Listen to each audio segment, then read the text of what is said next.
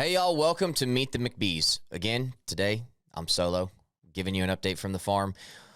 Obviously, season 3 being filmed right now. Details have to be I have to be very careful about what I talk about on this podcast. We can't go into deep diving too much into what's going on. You'll get to watch that play out next year on season 3 of the McBee Dynasty. But for now, I'll give you a brief overview. What's been happening around the farm? We're in the thick of harvest, actually finishing up right now. Just got done selling our fall calves. Everything went well. Cattle prices are still high. Yeah, we're rocking and rolling around here. And actually, you've probably seen the news that we sold our grain facility here at the industrial park. We're going to be moving out for a little bit. So this is going to be probably the last podcast from this studio, which isn't a bad thing. Cole got his wish. He didn't like sitting around this table. Maybe at the new podcast studio we're going to set up, we'll be in a couple rocking chairs or some recliners, make Cole feel more comfortable so he feels better on camera and he can come in here and open up a little bit more. Speaking of Cole, he's engaged now. Him and Casey had a great engagement. You'll get to watch all of that play out on season 3. It was an incredible night at the Elms in Excelsior Springs. Really enjoyed going down there. Really enjoyed getting to see it all happen. Such a neat deal and so well-deserved for Casey. It's been a long time coming. Been 8 years, I think, in total of their relationship. Obviously not the entire time. They've had some ups and downs. But ever since Blair has been born, Cole and Casey have really matured. Each side, they've had such a solid foundation, a solid relationship since Blair has been around, and I could not be more happy for both of them. And Casey is absolutely glowing right now. She is on cloud 9, walking around, showing everyone her ring. Cole did a good job picking it out. I think he probably had a little bit of help from my mom going to the jewelry store to see exactly what Casey wanted. But either way, got to give it to Cole. He did good. It's going to be so much fun to watch it play back next year. I'm so excited. And who's up next in the McBee family? I don't know if it's Braden or I. I have a new relationship now. Things are going great. Not going to dive too much into that because, again, you may get to watch that play out next year. But things have been great. Allie's been up here at the farm. We've enjoyed every minute together, done some really cool things. For those of you that say, oh, he has a type, I have not once wavered from that. I have sat here on this podcast. I have sat on every podcast I've been on when people drill me down and say, do you have a type? And I say, absolutely. Blonde hair, light eyes, into fitness. So, yeah, I have a type. And now I'm getting reamed. Not reamed. There's a few comments which, I take them lightheartedly, but a lot of people coming at me saying, wow, he has a type. And I'm like, yeah, this is what I've been saying for months, years now. It's not new news. I mean, this is like I have a physical type that I'm attracted to. But I think one of the really cool things about Allie, and you'll get to see you might get to see some of this, is just the alignment that we have, how similar we are in personality, how similar we are in work ethic, how much we are aligned in every aspect beyond the physical attraction level. In fact, after the first date, candidly, I thought I was friend zoned because we talked for 2 hours. I walked out of that dinner. I texted my mom. I said, I think I've got a new business partner, but I don't think she liked me romantically. And that just goes to show how much we aligned on everything outside of just physical attraction. And then found out the physical chemistry is there too. So good things to come out of our relationship. Have enjoyed every single second with her, and my entire family is in love with her too. In fact, I think that they are, we go back to the question of who's next. I think my family has already said that, yes, Steven's next, and I don't disagree with them. So we'll see how things play out. I don't want to get too ahead of myself, knock on wood, but things are going good in this new relationship.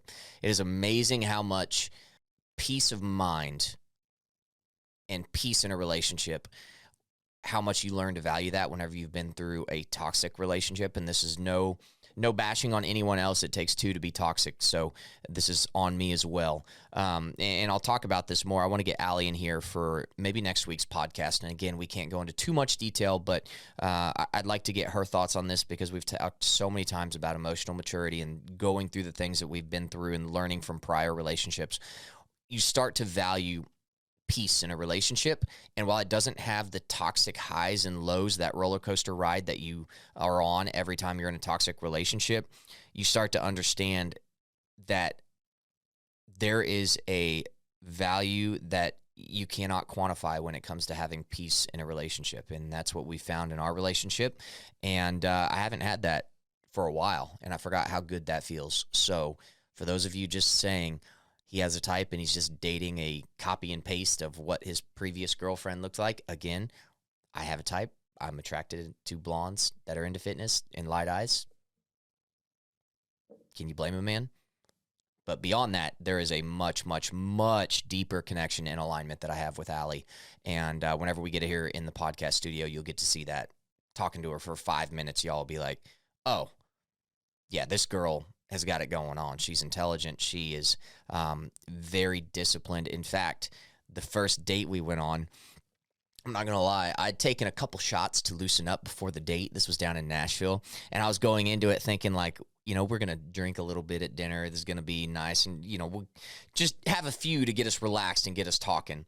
And she shows up, and I'd probably had a few too many at that point. I think I had 4 or 5 shots deep, thanks to Jesse and Braden who were down there. Yeah, Braden was for sure. And I show up to dinner, and she's like, actually, I've stopped drinking for 2.5 months, and yeah, I'm going sober for 75 hard. And I sat there, and I was like, uh-oh. Hey, y'all, if you haven't had a chance yet to check out our newest sponsor, Schaefer Outfitter, now is the time, because we are coming up on outerwear season, and that is what they do best. Now, depending where you are, it may still be hot, and they've got great lightweight performance shirts and pearl snaps for that exactly. And if you're up north or on the coast, you know that brisk weather is just around the corner, and Schaefer Outfitter has the perfect functional layers, vests, denim shirts, jeans, their signature coats and jackets, whatever you need. It's going to fit well, be comfortable, and perform like you expect it to. This is high-quality apparel from a family-owned, authentic Western brand. Check them out at SchaeferOutfitter.com and use code McBee for 15% off your first order. We've been wearing Schaefer Outfitter since long before they were our sponsors. In fact, I've had this vest for about 5 years now, and we're excited to spread the word with our fans. The feedback that we've gotten so far from folks that have tried them out is that the clothing was even nicer out of the box than what they expected from the website and the photos. So give them a look. Again, that's code McBee during checkout for 15% off at SCHAEFER Outfitter.com.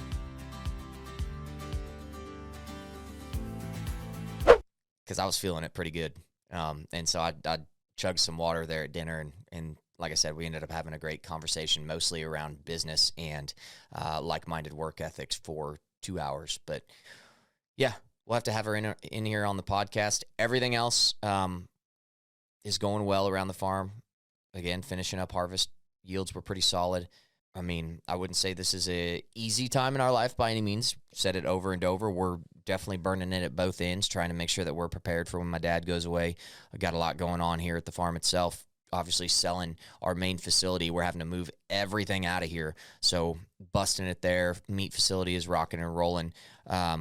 And it's a little hard to, not a little, it's very, very, very difficult to find time to come in here and talk on a podcast just because, number one, I have to be very careful about what I say because we are in the thick of filming season 3 and I can't go into too much detail. But number two, there's so much going on in the real world right now, and this podcast is not an income stream for us, but we're going to do our best. And like I said, I'm going to have Allie in here on the next one. Anyways, guys, this one's going to be short and sweet.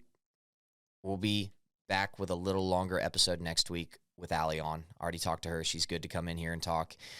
Enjoy the scenery, the studio, because it's not going to be here for much longer. Maybe 1 or 2 more podcasts, and that's about it before we hit the road and we have a new setup. So I'm excited to build a new setup out. Let us know in the comments what you think. What would be the best podcast studio background? We're about to start building it in the fulfillment center, and that's where we're going to be recording from here on out. So thanks, y'all. Appreciate you for tuning in, and we'll see you next Tuesday.